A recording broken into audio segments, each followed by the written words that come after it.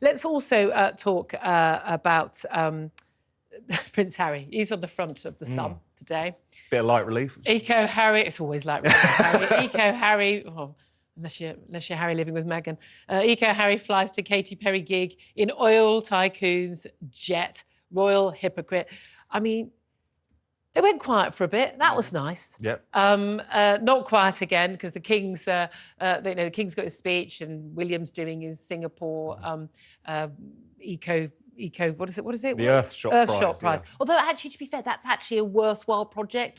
It's actually doing something quite practical and useful. But yeah, what a surprise. Harry and Meghan going to another concert. They seem to spend their entire life now going to concerts because they don't have a proper job. I'm not saying this is a proper job. I've done harder jobs than this in terms, standing up all day, waitressing jobs and things like that. But genuinely, they don't have anything to do. And they're obviously worn out. Just worn out at the time and need to take a break.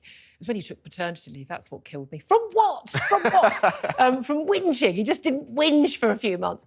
But they get on a jet with their big rich friends and they're in their sort of their Range Rover, their gas-guzzling Range Rover, then they're in their jet, and then they go to this concert. And then they lecture other people about how we need to save the world and cut down on our fossil fuel emissions. I'm in favour of anybody getting a private jet if they can. If someone would like to offer me a trip on a private jet, I will accept it every day of the week. I don't know why people who are rich don't do this all the time.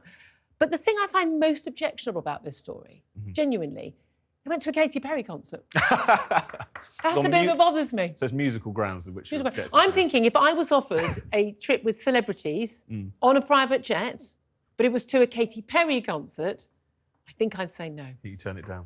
Well, even that aside, it is interesting, isn't it, they can't stop doing this. It's almost become like a taunt. It's kind of like, we know we're hypocrites, but we don't care. Either that or it's just a plea for attention because no one's really interested in them anymore. The Netflix series has gone, the book has gone.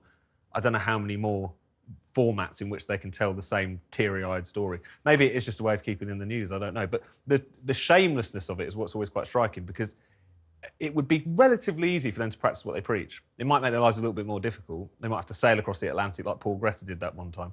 But at the same time, it wouldn't be that difficult. And yet they still carry on living the lives they did before, which are far more carbon intensive, if you want to use that phrase, than, you'd have to probably collect thousands of people together to cover their carbon. I know, it's quite bizarre. I just find them so frustrating, I really do. Let's also talk about Italy. They've done a deal with Albania, a migrant deal where 30,000 plus migrants who arrive on these boats, because we think we've got a problem with people turning up on little dinghies. These people are turning up on massive, big fishing trawlers and from Tunisia and elsewhere. They arrive at the Italian coast. And there have been some occasions where they've said, no, you can't dock. And then, of course, all the bleeding hearters get all worried about that. So basically, they've done a deal with Albania that you're never going to set foot on Italian soil if you arrive this way. You're going to be taken straight to Albania. You'll be assessed there. And probably they're just going to then get on another boat from Albania, is my guess. But there is no doubt at all we are not the only country in Europe trying to deal with this issue. And certainly Giorgia Meloni is someone that the Prime Minister was trying to work with at some of these recent European summits to deal with this, because they are dealing with the brunt of this problem. And again, those people who get off the boats in Italy, they end up getting into a boat at Calais and coming to us. I know exactly. If anything, as we've seen building up in recent months, but it's been like this for many years now, Europe's issue with these boat crossings is, so much larger than our own for obvious reasons, given the fact that the Mediterranean's there and so on.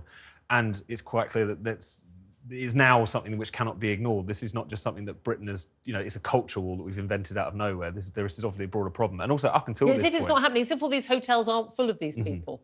Exactly, and up until this point, the EU in particular has been pretty dreadful at dealing with it. They've often actually resorted to the kinds of incredibly unpleasant sort of tactics that I think anyone on any side of the debate would talk about, basically funding militias and dictatorships to deal with illegal migrants in the most brutal way imaginable. So this, again, is clearly an issue that needs to be dealt with. I think it's just interesting that because we have a very insular kind of commentariat in this country, people seem to think that this is something that Suella Braverman has just made up as it's not a real issue, and Suella Braverman has just made it up. Talking